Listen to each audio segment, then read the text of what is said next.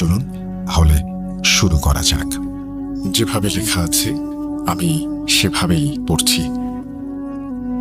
আমার নাম মিম।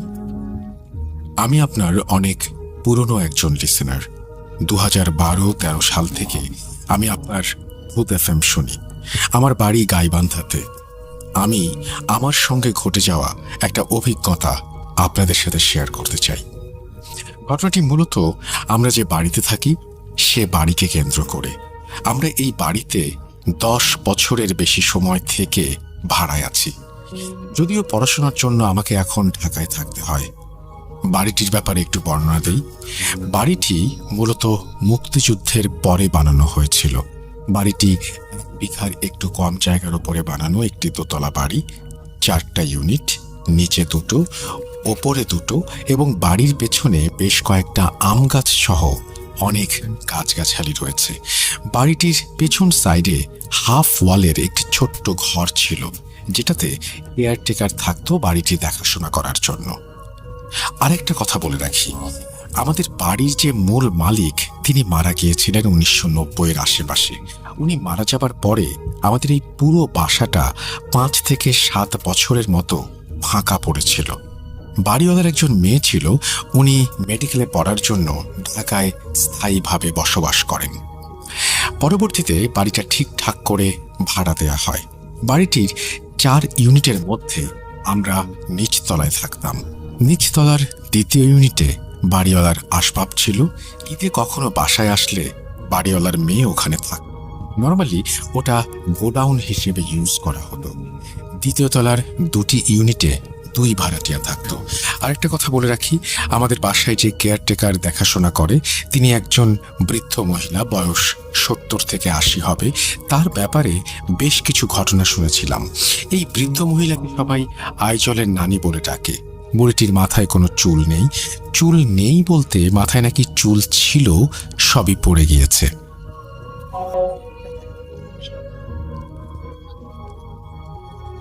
আইজলের নানির চুল পড়ে যাওয়ার পেছনে একটা রহস্যজনক ঘটনা রয়েছে। ঘটনাটি এরকম, আমাদের বাড়ির পেছনে বেশ কিছু আম গাছ রয়েছে। আগেই বলেছিলাম আইজলের নানি রুমে একাই থাকতো। জ্যৈষ্ঠ মাসের কোনো এক মধ্যরাতে প্রচণ্ড ঝড় বৃষ্টি এবং বাতাস শুরু হয়। এরকম মাসে প্রচণ্ড আম পড়ে ঝড় বৃষ্টিতে। বৃদ্ধ যে ঘরে থাকে সে ঘরের পাশে বেশ কিছু আম গাছ ছিল বিধায় কোনো আম পড়লে সেই বৃদ্ধ বুঝতে পারতেন। তো সেদিন আনুমানিক রাত 2টা থেকে 3টার আশেপাশে বৃদ্ধ মহিলা আম পড়ার শব্দে রুম থেকে বের হয়ে আম নিয়ে আসতে চায়। বিদ্যুৎ চমকাচ্ছিল, সঙ্গে বাতাস ছিল। বুড়ি বের হয়ে দেখে আম গাছের নিচে 2-3টা ছোট ছোট বাচ্চা আম নিয়ে দৌড়াদৌড়ি শুরু করেছে। বৃদ্ধ মহিলা অত কিছু বুঝতে না পেরে বাচ্চাগুলোকে সেখান থেকে তাড়িয়ে দেয় এবং আমগুলো তার রুমে নিয়ে আসে। পরবর্তীতে আমগুলো কোনো চিন্তা ছাড়াই খেয়ে ফেলে। তার কিছুদিন পর থেকে বৃদ্ধ মহিলা অস্বাভাবিক আচরণ শুরু করে। পরবর্তীতে তার আত্মীয় স্বজন বুঝতে পারে তার উপরে জিনের আসর হয়েছে এবং আমগুলি খাওয়ার পর থেকে তার মাথার সম্পূর্ণ চুল একটু একটু করে পড়ে যায়। হুজুরের ঝাড়ফুঁক এবং তাবিজের মাধ্যমে বৃদ্ধ মহিলা কিছুটা সুস্থ হলেও সন্ধ্যার পরে রুম থেকে বের হতে বারণ করা হয়। আজ অবধি সন্ধ্যার পরে সেই বৃদ্ধ মহিলা কখনো বাইরে বের হন না। এখন আসি মূল ঘটনায়। আমি মূলত ঢাকায় থাকলেও করোনা ও ব্যক্তিগত কিছু কারণে 1 বছরের বেশি সময় হলো আমার বাড়িতেই আছি। কিন্তু পরীক্ষার জন্য 2-1 দিনের জন্য ঢাকায় গিয়ে থাকতে হতো। আমাদের বাড়িটি অনেক পুরনো বিধায় বাড়ির মালিক বাড়ির আনুষঙ্গিক কিছু কাজ করার জন্য বাড়ির দোতলার ভাড়াটিয়াদেরকে বাড়ি ছাড়তে নোটিশ দেন। আমাদেরকেও বলেন, কিন্তু আমরা অনেক পুরনো ভাড়াটিয়া বিধায় আমরা থেকে গিয়েছিলাম। বাড়ির দোতলায় কাজ শুরু হলেও 2 মাসের মধ্যে শেষ হয়ে যায়। নিচতলায় আমাদের ইউনিটের কাজ শুরু হওয়ার কথা। আমি ঢাকায় চলে আসি। আমি ঢাকায় চলে আসার 3 দিন পরে রমজান মাস শুরু হয়ে যায়। আমাদের ইউনিটের কাজ শুরু করার জন্য আমাদের সকল জিনিসপত্র নিচতলার ইউনিটে অর্থাৎ গুদামে শিফট করা হয়। বাবা চাকরির জন্য অন্য জেলায় অবস্থান করত বিধায় পুরো বাড়িতে আম্মু একাই থাকতো। আমি না থাকাতে আম্মুকে ওই গোদামে অর্থাৎ স্টোর রুমে সাময়িকভাবে থাকার জন্য, নামাজ পড়ার জন্য একটা ব্যবস্থা করা হয়। পরীক্ষা শেষ হয়ে গেলে 6 রোজার দিকে আমি বাসায় ব্যাক করি। বাসায় ব্যাক করে আমার থাকার জায়গা না থাকার কারণে দোতলার 2টি ইউনিটের একটিতে অর্থাৎ ডাইনিং রুমে আমি কোনো রকমে একটি বেড পেতে থাকার সিদ্ধান্ত নেই। প্রথম 1-2 দিন কোনো সমস্যা না হলেও তৃতীয় দিন থেকে ছাদের টুকটাক শব্দ হওয়ার ব্যাপারটা ফিল করি। প্রথম আওয়াজগুলো পাওয়াটা আমার কাছে কিছুটা মজার লাগতো, কিছুটা ভয়ও লাগতো। ব্যাপারটা আমি খুব সহজভাবে নিলাম। আম্মুর সঙ্গে ব্যাপারটা শেয়ার করলে আম্মু বলল, এরকম টুকটাক আওয়াজ আম্মুও শুনতে পায়। ওপর থেকে মার্বেল পাথর যদি পাকা মেঝেতে গড়িয়ে দেওয়া হয় তাহলে যেরকম আওয়াজ হয় অনেকটা সেরকম। একটা জিনিস লক্ষ্য করেছি, কখনো বাতাস বেশি হতো, টুকটাক আওয়াজটাও তখন প্রচণ্ড জোরে হতো এবং বেশি বেশি করে হতো। মনে হতো কে বা কারা আমাদের বাড়ির ছাদে বাতাসের মধ্যে নাচানাচি করছে এবং পাথর দিয়ে খেলছে। বাতাস বেশি হলে পাথর পড়ার শব্দটা অনেক জোরে জোরে হতো। আম্মু নিচতলায় থাকতো আর আমাকে নিয়ে টেনশন করতো জেগে জেগে। কখনো জোরে আওয়াজ হলে আমাকে ফোন দিয়ে বলতো, বাবা ভয় করিস না, আমি নিচে জেগে আছি, বেশি সমস্যা হলে নিচে চলে আয়। ছাদের শব্দের আওয়াজে আমি ঘুমাতে পারতাম না, মনে হতো এই বুঝি নিচে নেমে আসবে। এভাবে বেশ কিছুদিন কেটে যায়। বাবা সাপ্তাহিক ছুটিতে একদিনের জন্য বাসায় আসতো। বাবার সঙ্গে শেয়ার করলে বাবা মজার ছলে এগুলো উড়িয়ে দেয় এবং এগুলোকে মনে না নিতে বলে। এবং বাবা শুক্রবার রাতে তার কর্মস্থানে অর্থাৎ অন্য জেলায় চলে যায়। শনিবার সারাদিন রোজা থাকার পর ইফতারের আগে হঠাৎ করে আমার মনে হলো, যাই একটু ছাদ থেকে ঘুরে আসি। ইফতারের আর 5-7 মিনিট বাকি ছিল। অন্ধকারে নেমে এসেছিল হালকা। হঠাৎ করে আমার মনে হলো, ছাদে যে আওয়াজ হয় এটা কিসের আওয়াজ হয়। আমি পুরো ছাদ তন্ন তন্ন করে খুঁজলাম। 2টো ইট পেয়েছিলাম। ইট 2টো বড় ছিল। ইট 2টো আমি ছাদ থেকে নিচে ফেলে দেই এবং আমি শিওর হই পুরো ছাদ মিলিয়ে আর একটিও ইটের টুকরো ছিল না। আর ভাবি, ইটগুলো তো ফেলে দিলাম, তাহলে আজকে মনে হয় ছাদে আর আওয়াজ হবে না। ইফতার করে বাইরে গিয়েছিলাম। ঠিক সময় মতো বাসায় ফিরে রাতের খাবার খেয়ে আমি আমার সব জিনিসপত্র নিয়ে ওপরে যাই ঘুমাবার জন্য। কিছুক্ষণ থাকার পর বুঝতে পারলাম আজকের আওয়াজটা বেশি হচ্ছিল। আমি নিচতলায় আম্মুকে ফোন দিয়ে বললাম, আওয়াজটা কেন জানি আজকে বেশি বেশি হচ্ছে। আম্মু বলল, ভয় পেও না, কিছু হবে না। জোরে জোরে আওয়াজ হলে আম্মু নিচ থেকে শুনতে পেত। রাত 12টার পর থেকে হঠাৎ করে একটু বাতাসটা শুরু হয়েছিল। তখনই শুরু হলো মেইন ঘটনা। অন্যান্য দিন আস্তে আস্তে পাথর পড়ার আওয়াজ হলেও আজকে মনে হচ্ছিল বিশাল বড় বড় পাথর পড়ছে। আমার ওপর কেউ রেগে গিয়েছে প্রচণ্ড পরিমাণে। সে তার রাগ ক্ষোভ দেখাচ্ছে আমাকে। আমি আওয়াজ পাচ্ছি আর ভেতরে ভেতরে একটু একটু ভয় পাচ্ছি। বাইরে বাতাস হওয়ার কারণে বাসায় বিদ্যুৎ চলে গিয়েছিল। আনুমানিক তখন সময় রাত 1টা। ছাদের এমন শব্দে আমার কখনো ঘুম ধরত না। সবসময় আতঙ্কে থাকতাম, এই বুঝি নেমে আসবে। কারেন্ট যাওয়ার কারণে আমি আমার 2টো ফোনের ফ্ল্যাশ লাইট অন করে বসেছিলাম। কিছুক্ষণের মধ্যে ফিল করি আমি যে ডাইনিং রুমে থাকতাম সেই ডাইনিং রুমের পাশের রুমে কেউ একজন বসে আছে। উদ্ভট একরকমের শব্দ আসছে। আমার পুরো শরীর শিউরে উঠেছিল। মনে হচ্ছিল কেউ একজন পাশের রুমে প্রচণ্ড বিরক্তি নিয়ে, রাগ নিয়ে বসে আছে। আমাকে কিছু বোঝাতে চাচ্ছে, হয়তো আমার সাথে কথা বলতেও চাচ্ছে। গাছের ডাল দিয়ে মেঝেতে ঝাড়ু মারলে যেমন শব্দ হয় তেমন শব্দ হচ্ছে। ফড়িংয়ের পাখা ভেঙে গেলে মেঝেতে পড়ে গিয়ে সে যেমন ভাঙা পাখায় ওড়ার চেষ্টা করে, তখন যে শব্দটা হয় ঠিক তেমন শব্দ পাচ্ছি। পর্দা টাঙানোর রিং প্রচণ্ড জোরে জোরে নাড়াচ্ছে কেউ। আমি বুঝতে পারছি পাশের রুমে কেউ একজন এসেছে, আমার সঙ্গে হয়তো কথা বলতে চায়। আমি পুরোই নিস্তব্ধ হয়ে আছি। কি হচ্ছে আমার সঙ্গে সব? পুরো মিনিট 2 নিশ্চুপ হয়ে বসে আছি আর ভাবছি আমি মনে হয় অন্য দুনিয়াতে। এখন উঠে বসার সাহসটা পর্যন্ত আমার নেই। এরকম সময়ের মুখোমুখি কখনো হয়নি। আমি জানি আমার কাছের কয়েকজন মানুষ জানে কেমন সময়ের মধ্য দিয়ে গিয়েছে সেই সময়গুলো। কিছুক্ষণ পরে আম্মুর ফোন আসে। আমি আম্মুর সঙ্গে কথা বলি। পাশের রুমের আওয়াজগুলো আস্তে আস্তে কমতে থাকে। রাতের সেহরি করে এসে আজানের পরে ঘুমিয়ে যাই।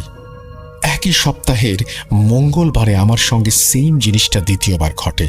মঙ্গলবারে বাবা ছুটি নিয়ে বাসায় এসেছিল, এর জন্য সাহসটা একটু বেশি ছিল। পাশের রুমে কেউ একজন আসছে, পর্দার রিংয়ের শব্দ, মেঝেতে গাছের ডালের পাতা দিয়ে ঝাড়ু দেওয়ার শব্দ। আমি বুঝতে পারছি কেউ একজন এসেছে, হাতে একটা লাইটার, মোবাইলের আলো, এবং আমি একটা খুন্তি নিয়ে সাহস করে ঢুকে গিয়েছিলাম রুমে। হঠাৎ করে বেশি শব্দ হওয়ার কারণে বাবা ও আম্মু দুজনে একসঙ্গে দোতলায় চলে আসে। রুমটায় ঢোকার আগে ওনারা চলে এসেছিল। হয়তো ঢুকে গেলে আমার ক্ষতি হতে পারত। ব্যাপারগুলো বেশি বেশি হওয়ার কারণে তার পরদিন থেকেই আমি নিচে চলে আসি। 10 থেকে 15 দিনের মতো আমি এভাবে একা একা দোতলায় ছিলাম। কোনোদিনও ভোরের আলো না দেখা অবধি আমার ঘুম পেত না। আমার বাড়ির পাশে কয়েকটি বাড়ির কয়েকজন রয়েছে যারা জিন দ্বারা আক্রান্ত। আমি কোনোদিন চাই না আমার সঙ্গে এরকম ঘটনা ঘটুক, এমন ঘটনার সাক্ষী হই। ঘটনাটা ভালো লাগলে অবশ্যই নিজের মতো করে পড়ে শোনাবেন, আমার জন্য দোয়া করবেন এবং ভালো থাকবেন। এই বলে তিনি তার ঘটনা শেষ করেছেন। আমরা চলে যাচ্ছি আমাদের পরবর্তী ঘটনায়। আসসালামু আলাইকুম রাসেল ভাই, আমি জানি আপনি সবসময় ভালোর দলে, তাই আর জিজ্ঞেস করলাম না কেমন আছেন।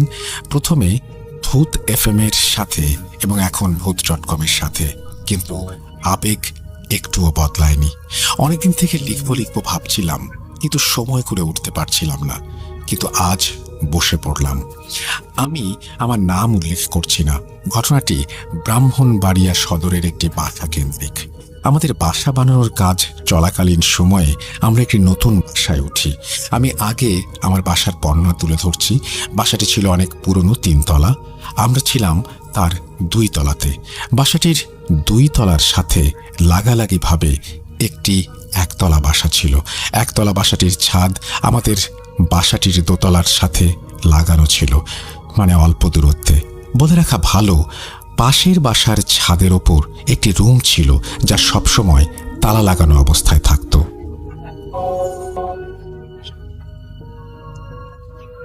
প্রথম ঘটনা। প্রথম দিন বাসায় ওঠার পর রাতে ঘুমোতে যাওয়ার আগে আমার আম্মু খেয়াল করেন যে পাশের ছাদে 2টা ছায়ামূর্তি ছাদের এক মাথা থেকে অন্য মাথায় তারা দৌড়াদৌড়ি করছে। আম্মু প্রথমে ভাবে ছায়ামূর্তি দুটো হয়তো আমাদের বাসার 3 তলার কারণ হলো পাশাপাশি ছাদ হওয়ার কারণে এই বাসার লাইটের আলো ওই ছাদে গিয়ে পড়ে। একটু পর খেয়াল করে ছায়ামূর্তি 2টা পাশের বাড়ির ছাদের রুমের দিকে মিলিয়ে যায়। ঘটনা 2, শীতের সময় হওয়ায় সন্ধ্যার পর জানালা লাগিয়ে দিত আম্মু। বলে রাখা ভালো, জানালাগুলো ছিল কাঠের বড় পাল্লার। আমি তখন আমার টেবিলে বসে পড়ছিলাম। হঠাৎ করে জানালায় অনেক জোরে থাপ্পড় দেওয়ার শব্দে আমরা সবাই অবাক হয়ে যাই। স্তব্ধতা কাটিয়ে জানালা খুলে কাউকে খুঁজে পাওয়া যায় না আর। তারপর থেকে নিয়মিত প্রতিদিন জানালায় থাপ্পড় দেওয়ার শব্দে পুরো বাসা কেঁপে উঠত, আর আমরা নির্বাক হয়ে তাকিয়ে থাকতাম। ঘটনা 3। একদিন রাতে আনুমানিক 1টা থেকে 1:30টার মধ্যে আমাদের ঘুম ভেঙে যায় আম্মুর চিল্লাচিল্লিতে। ঘুম থেকে উঠে ঘটনা যা শুনি তা ছিল অবাক করা। আম্মু নাকি শুনতে পায় আপুর রুম থেকে কিছু ভাঙার শব্দ। তারপর আম্মু আপুর রুমে গিয়ে দেখে আপুর রুমের জানালা খোলা। আপুর চুলগুলো ছিল এলোমেলো। আপুর একটা হাত ছিল জানালার বাইরে। আম্মুর সাথে সাথে আপুকে ধরে জানালার পাশ থেকে নিয়ে আসে এবং আম্মু খেয়াল করে আপুর হাতে খামচে ধরার দাগ। ওই রাতে আমরা সবাই একসাথে ঘুমাই এবং রাতে আর কিছু হয় না। ঘটনা 4। আমরা সবাই ঘুমের প্রস্তুতি নিচ্ছিলাম। ঠিক তখনই পাশের ছাদ থেকে নুপুরের শব্দে সবাই অবাক হয়ে যায়। প্রথমে আস্তে আস্তে, তারপরে শব্দটা প্রকট হতে থাকে। আমাদের কারোরই সাহস হচ্ছিল না জানালা খুলে দেখার। ঠিক কতক্ষণ ছিল মনে নেই। আস্তে আস্তে সব স্বাভাবিক। আমরা আসলে এতদিনে মোটামুটি বিরক্ত এই সবে। আম্মু একজন হুজুরের কাছে যাওয়ার সিদ্ধান্ত নেয়। হুজুর কিছু একটা লিখে দেয় এবং বলে এগুলো জানালার উপরে লাগিয়ে দিতে। আমরা তা করি। তারপর থেকে জানালায় আর কোনো শব্দ হয় না। তারপর থেকে শুরু হয় অন্য একটি সমস্যা। রাত হলেই আমাদের পুরো বাসা রান্নার ঘ্রাণে মুখরিত হয়ে যেত। তার সাথে জোরে জোরে বাটার শব্দ, মনে হয় কোনো কিছু বাটা হচ্ছে। প্রথম দিন আমরা ভেবেছিলাম হয়তো ওপরের তলাতে কেউ শব্দ করছে, কিন্তু 3-4 দিন একটানা শব্দ হওয়ার পর আম্মু ওপরের আন্টিদের জিজ্ঞেস করলে তারা বলে রাতে তারা রান্নাই করে না এবং এই শব্দটা তারাও পায় এবং তারা এটার সাথে অভ্যস্ত। আম্মু তখন একে একে আমাদের সাথে ঘটে যাওয়া কাহিনীগুলো বলতে থাকে। তারপর আন্টি আম্মুকে ব্যাপারটা খুলে বলে। বাসার ছাদে তারা কেউ সন্ধ্যার পরে আসে না, তাদের সাথেও অনেক ধরনের ঘটনা ঘটেছে। শুধু তাই না, তারা এই বাসাটি একতলা থেকে ওপরে বাড়াতেও পারে না। কাজ শুরু হলে কোনো না কোনোভাবে সেটি বন্ধ হয়ে যায়। অনেক হুজুরকে দেখানোর পরও তারা কোনো সমাধান করতে পারেনি। তাই সবার উত্তর একটাই, এই জায়গাটায় জিনরা চলাচল করে, এটা তাদের রাস্তা, যেটা বন্ধ করা কারো পক্ষে সম্ভব না। আমাদের এই ফ্ল্যাটটাতে বেশি দিন কেউ থাকতে পারে না। আগে যারা ছিল তারাও এসব কারণে বাসাটি ছেড়ে দেয়। দেখতে দেখতে আমাদের বাসা বানানো সম্পূর্ণ হয়ে যায়। আমরাও চলে যাই এখান থেকে। ওই বাসাটা ওভাবেই আছে, এলাকার সবাই চেনে ওই বাসাটিকে। এই ছিল আমার ঘটনা রাসেল ভাই। আমরা চলে যাব আমাদের পরবর্তী ঘটনায়। যেভাবে লেখা আছে আমি সেভাবেই শুরু করছি।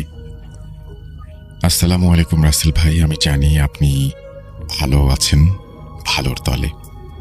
আমি ব্রাহ্মণবাড়িয়া থেকে বলছি। আমার নাম সিয়াম। আমি 9ম শ্রেণীর ছাত্র। আজকে ভূত.com-এ এটা আমার প্রথম ঘটনা, তাই কোনো ভুল হলে আমার সুন্দর দৃষ্টিতে দেখবেন। এখন আমি যে ঘটনাটি বলবো এটা আমার ফ্রেন্ড তামিম, তার সাথে ঘটে যাওয়া একটি ঘটনা। তামিম নামটি ছদ্ম একটা নাম ব্যবহার করা হয়েছে। জানি না ঘটনাটা কতটা ভয়াবহ। ঘটনাটি বিশ্বাস করা বা না করা আপনাদের ব্যাপার। আমি তামিমের ভাষায় ঘটনাটি বলছি।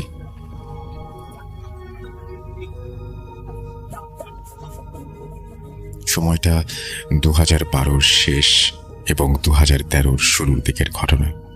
আমার বয়স তখন 5 বছর। আমরা গ্রামের বাড়িতে থাকতাম। আমার লেখাপড়ার জন্য আমরা গ্রাম থেকে ব্রাহ্মণবাড়িয়া শহরে এসেছিলাম 2012 সালের 29 ডিসেম্বর। তখন আমি ছোট, নতুন শহরে আসছিলাম, সবকিছুই নতুন ছিল আমার জন্য। ঘটনা 1, সময়টা 2012-র 29 ডিসেম্বর থেকে 2013-র 5 জানুয়ারির মধ্যে কোনো একটা সময় হবে। তখন অনেক রাত, আম্মু ঘুমাচ্ছিল। বলে রাখা ভালো, আমার বাবা প্রবাসী, তাই আমি, আমার বোন এবং আম্মু বাসায় থাকতাম। আমাদের বাসা ছিল ব্রাহ্মণবাড়িয়ায় তখনকার সবচেয়ে বড় বিল্ডিং, যেটা 14 তলার পাশে। ওই রাতে যখন আমার ঘুম ভাঙে তখন আমি জানালার কাছে দেখি একটা অতি প্রাকৃত কিছুর অস্তিত্ব। কিছু খেয়াল করার পর আমি অবয়বটাকে দেখতে পেলাম। ওই অবয়বটা আমাকে দেখে একটা পৈশাচিক হাসি দেয়, যা দেখে অনেক ভয় পাই এবং আমি যে ঘুমিয়ে পড়ি। সকালে আমি এটাকে ভুল ভেবে আর আম্মুকে বলিনি। ঘটনা 2, এর কিছুদিন পরে আম্মু বলল রাতে আমাদের খাট নাকি অনেক কাঁপছিল। প্রথমে আম্মু ভেবেছিল ভূমিকম্প, পরে পাশে খেয়াল করে দেখতে পেল অন্য কোনো কিছু নড়ছে না। তখন আম্মু কিছুটা ভয় পায় এবং দোয়া কালাম পড়ে ঘুমানোর চেষ্টা করে। ঘটনা 3, এর পরের দিনের ঘটনা। দ্বিতীয় দিনের মতোই আবার এই ঘটনাটি ঘটল। তখন আমিও ওই খাটের কম্পনটি অনুভব করেছিলাম। ঘটনা 4, এর পরের দিন আমার আম্মু আর আমার দূর সম্পর্কের একজন খালুর সাথে যোগাযোগ হলো, যিনি হুজুর। তখন আম্মু আমার খালুকে বাসায় আসতে বললেন। তিনি আমাদের পুরো বাসা ঘুরে আম্মুকে বললেন তিনি পরদিন জানাবেন। এরই মাঝখানে আমাদের নানা রকমের অতি প্রাকৃত ঘটনা ঘটতে থাকে। পরদিন আমার খালু আম্মুকে ফোন করে বলল একটা খারাপ জিন যা আমার উপরে আসর করার চেষ্টা করছে। ওই দিন বিকেলে খালু আমার বাসায় আসার কথা বললেন। যথারীতি খালু বিকেলে বাসায় এসে আমাদের 3 জনকে 3টা তাবিজ দেন এবং সব সময় এটা আমাদের পড়ে থাকতে বললেন। এরই সাথে উনি আমাদের বাসা বন্ধ করে দেন। কিন্তু খালু আমাদের বলেন কোনো মৃত বাড়িতে বা জানাজায় অংশগ্রহণ করার সময় যেন তাবিজ ফুলে যায়। ঘটনা 5, এরপর 5 বছর চলে যায়। সময়টা 2018। আমি তখন 5ম শ্রেণীতে পড়ি। এরই মাঝে আমার সাথে অন্য কোনো ঘটনা ঘটেনি। ওই বছর আমি গরমের ছুটিতে আমার মামার বাড়িতে যাই এবং এর মধ্যে এক শুক্রবার জুম্মার নামাজের পর একজনের জানাজা ছিল। তখন আমি জানাজায় অংশগ্রহণ করি, কিন্তু তখন আমি তাবিজ খুলতে ভুলে যাই, আর এটা আমি তখন খেয়ালও করিনি। ঘটনা 6, ওই দিন রাতে আমি এবং আমার মামাতো ভাই বাইকে ঘুরতে যাওয়ার সিদ্ধান্ত নিই। আমার মামাতো ভাইয়ের নাম সাইম, এটিও ছদ্মনাম। বাইকটা সাইম ভাইয়ের না, বাইকটা ছিল তার বড় ভাই রাজীব ভাইয়ের। আর বাইকটা অনেক এক্সপেন্সিভ হয়, সাইম ভাই খুব ভালোভাবে চালাতে না পারায় রাজীব ভাই বাইকটা সাইম ভাইকে দিতে চাইতো না। ওই দিন রাজীব ভাই বাড়িতে না থাকায় আমরা সবাই লুকিয়ে লুকিয়ে ঘুরতে যাওয়ার সিদ্ধান্ত নেই। ঘটনার সাথ আমরা প্রায় 11:30টার দিকে বাসা থেকে বের হই। অনেক সময় ঘোরার পর সাইম ভাই বলল তার বন্ধুর বাসায় যাবে, তাই আমরা তার বন্ধুর বাসায় যাই। ওখানে সাইম ভাইয়ের বন্ধুর সাথে অনেক সময় কথা বলার পর আমরা বাসায় চলে আসলাম। তখন অনেক রাত, মাঝখানে রাস্তায় অনেক সময় চলার পরও আমাদের যেন রাস্তা শেষ হচ্ছিল না। তখন আমি এবং আমার মামাতো ভাই তো নানা রকম ভয়ানক শব্দ শুনছি। তখন আমার মামাতো ভাই আয়াতুল কুরসি পড়তে শুরু করলো এবং ওই মায়াজাল থেকে বেরিয়ে আসলো এবং তাড়াতাড়ি সামনের এলাকার মসজিদে আমরা দুজনেই ঢুকে পড়ি। আমরা মসজিদের ভেতর থেকে বাইরে নানা ধরনের আওয়াজ পাই, মনে হয় কেউ আমাদের ডাকছে এমন। তখন আমরা একটি কথা বারবার শুনতে পারছিলাম, কথাটি ছিল এমন, বাইরে আয়। আর শুনতে পারলাম আমাদের নাকি ছাড়বে না। তখন ভয়ে মসজিদে উঁচু করে কোরআন পড়তে শুরু করলাম। এর একটু পরে আমরা দেখতে পেলাম ওই মসজিদের বড় হুজুর আসলেন এবং আমি হুজুরকে সবকিছু খুলে বললাম। তিনি তখন ওই তাবিজটা দেখাতে বললেন, কিন্তু আমার মনে পড়ে তখন আমি হুজুরকে তাবিজের কথা বলিনি। তো হুজুর জানলো কিভাবে? তখন আমি এই বিষয়টি খেয়ালও করিনি তেমন। তারপর হুজুর আমাকে তাবিজটি ফিরিয়ে দেয় এবং আমাকে তাবিজ পড়তে বলে। আবার হুজুর আমাদের বলল একটু পর ফজরের নামাজ পড়ে আমরা যেন বাসায় যাই। হুজুর আমাদের আরও বললেন আমার সাথে আর কিছু হবে না। এটা বলে হুজুর বাইরে চলে যান। ওই রাতে ফজরের নামাজের সময় আমার আরেক মামাতো ভাই নামাজ পড়তে আসে, যার নাম শরীফ। তিনি 5 ওয়াক্ত নামাজ পড়তেন। শরীফ ভাইকে দেখে আমরা তখন ঘটনাটি বলতে পারিনি। তখন আমি একটা জিনিস খেয়াল করলাম, ওই বড় হুজুর নামাজ পড়তে আসেননি, নামাজ পড়তে এসেছিল বড় হুজুরের ছাত্র। আর আমি শরীফ ভাইকে নিয়ে তখন বাড়িতে চলে যাই। পরদিন বিকেলে আমরা শরীফ ভাইকে সবকিছু খুলে বলি। তখন শরীফ ভাই বলে মসজিদের বড় হুজুর তো অসুস্থ, তিনি 1 সপ্তাহ থেকে হাসপাতালে, হুজুরের ছাত্র নামাজ পড়ান। এটা শুনে আমি এবং সাইম অনেক ভয় পেয়ে যাই। আমি তখন ওই বড় হুজুরের ছাত্রকে সম্পূর্ণ ঘটনা বলি। তিনি বলেন এরকম অনেক ঘটনা আমাদের সাথে ঘটে যা কখনো বুঝতে পারি না, যার কোনো বিশ্লেষণ থাকে না, হয়তো আমাদের কাছে থাকে না, হয়তো ওই সময় আমাদেরকে সাহায্য করেছিলেন তিনি, হয়তো তার রূপ ধরে ভালো কোনো জিন। এরপর আমার সাথে আর কোনো ঘটনা ঘটেনি। এই বলে আমার বন্ধু তামিম তার ঘটনা শেষ করে। আমরা চলে যাব আমাদের পরবর্তী ঘটনায়। যেভাবে লেখা আছে আমি সেভাবে শুরু করছি। প্রিয় রাসেল ভাইয়া, আসসালামু আলাইকুম, আশা করি ভালো আছেন। ওয়ালাইকুম সালাম। তারপর তিনি লিখছেন আমি শুভ, ঠিকানাটি না বললে খুশি হব। তারপর তিনি তার ঠিকানা শেয়ার করেছেন। এরপরে তিনি লিখছেন আমি ভূত.com এর একজন নিয়মিত শ্রোতা। আমিও আমার বোন স্নিগ্ধা, কাজিন মুন্না সব এপিসোড শুনি, এমনকি দাদু নানিদের কাছেও সময় পেলেই ভূতের ঘটনা শুনতে বসে পড়তাম। 2014 সাল থেকে আমি ভূত FM শুনে আসছি। আমি বর্তমানে একজন প্রিমিয়াম সাবস্ক্রাইবার। ভূত.com এ আমার পাঠানো এইটি প্রথম ঘটনা। চেষ্টা করছি ভুল ত্রুটি না করে সঠিকভাবে লেখার জন্য। ভয়েস রেকর্ড করে পাঠানোর মতন ইচ্ছে বা সাহস কোনোটাই আমার হয়নি। তাছাড়া ভূত.com শোনাই হয় শুধুমাত্র আপনার পড়ার ধরন এবং মাধুর্যতার কারণে। যাই হোক, সরাসরি ঘটনায় চলে যাই। ঘটনাটি আমার নানুর পরিবারকে নিয়ে। আমার নানু আমার সাথে প্রায়ই ভূত.com শোনেন। গত শনিবার আমি দুপুরে খাওয়া দাওয়া শেষ করে ইমেল এপিসোড শুনছিলাম। এপিসোডটির নামটি ছিল 9টি জিন। এপিসোডের 9টি জিনের কথা শোনার পর নানু তার জীবনের সব থেকে লোমহর্ষক একটা ঘটনা আমাকে বলেন। আমার নানুর ভাষাতেই বলছি।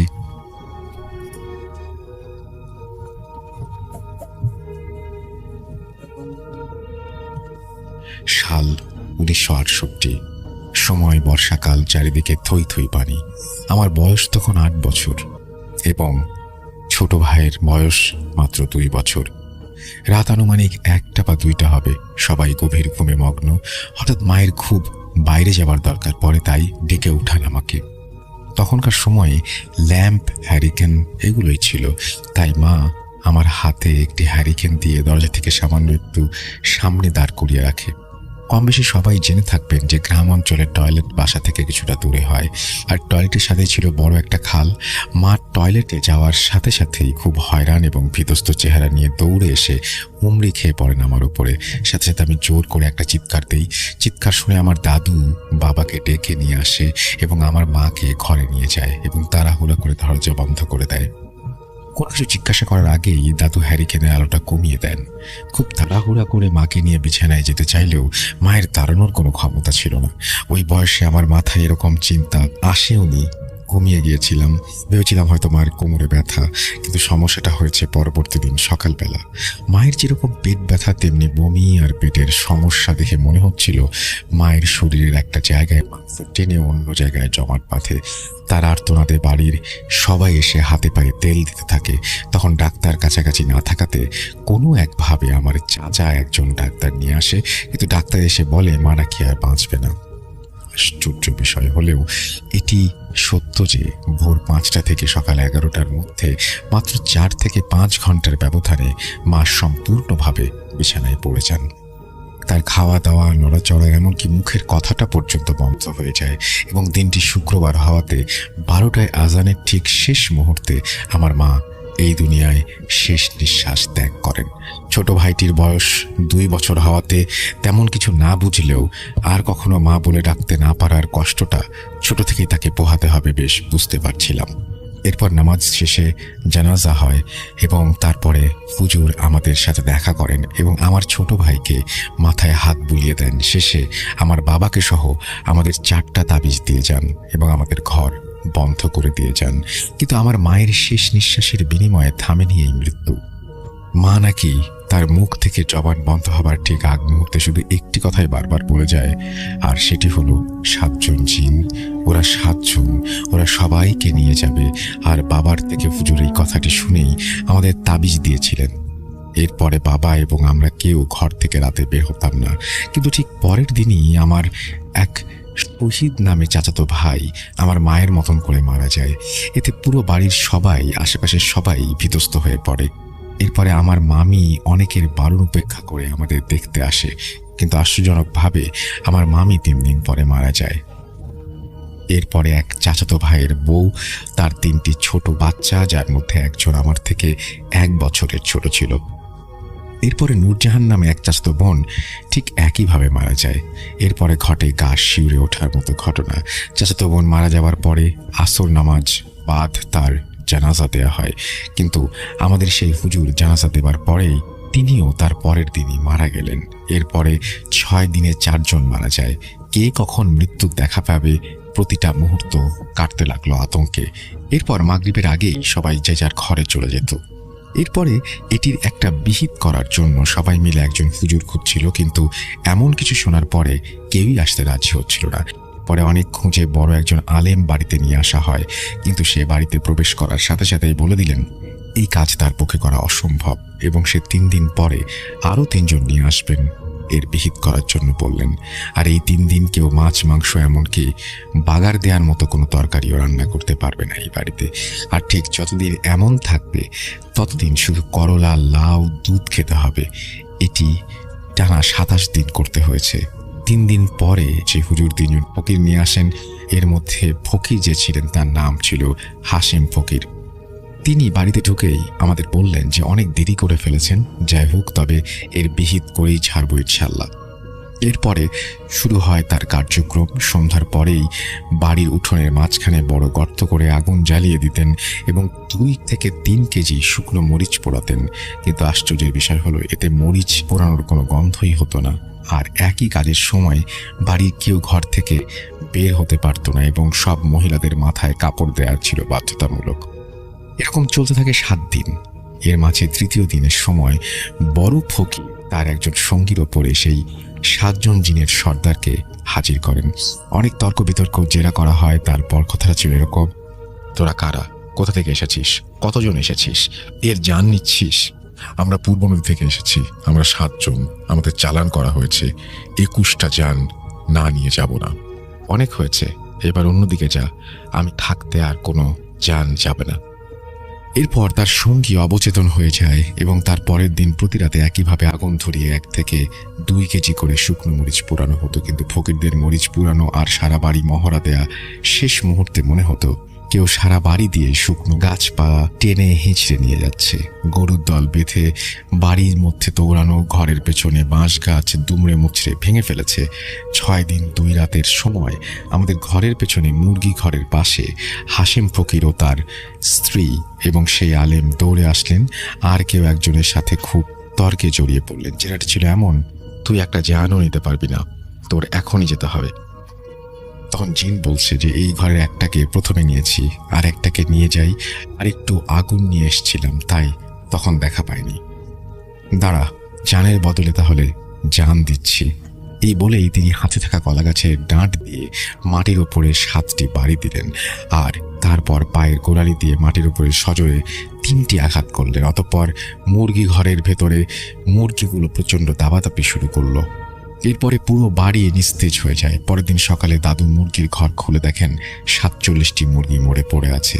এরপরে ফকির ও আলেম আসেন, আর ইনশাল্লাহ আমরা বিপদমুক্ত হই। অতঃপর দাদু বললেন তিনি নাকি আমাকে ঘরে আনার সময় দেখেন যে অনেক লম্বা 7 জন খালাকে পানির ওপর দিয়ে পশ্চিম পাশ দিয়ে বাড়ির দিকে নিয়ে আসছে, যার কারণে দাদু তাড়াহুড়া করে দরজা বন্ধ করে নাতির কাছে আগুন ছিল তাই নাগালে পান এবং সেটা নিয়ে আসেন। কিন্তু ওকেই যেতে হয়েছিল।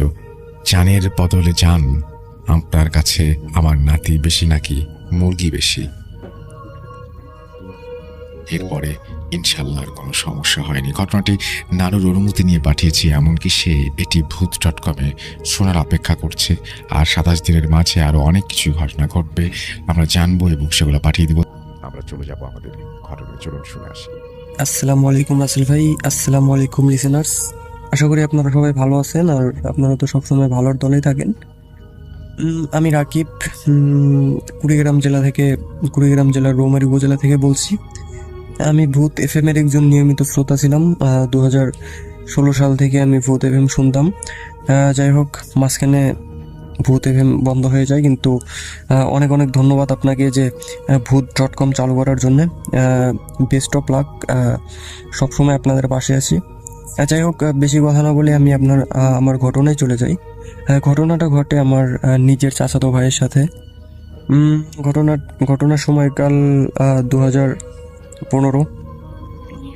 রাসেল ভাই, তার আগে আমি আমাদের ঘটনার জায়গাসমূহের বর্ণনা দিই যাতে লিসেনারদের পরে বুঝতে সুবিধা হয়।